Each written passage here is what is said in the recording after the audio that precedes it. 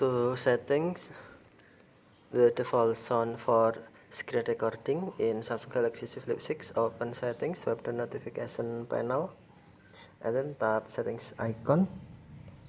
Scroll to settings screen, find advanced features, and then tap advanced features.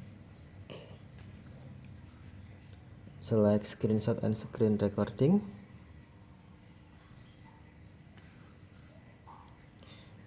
And then on screen recordings, tap record sound, and then you can select option you want, none, media, or media and mic.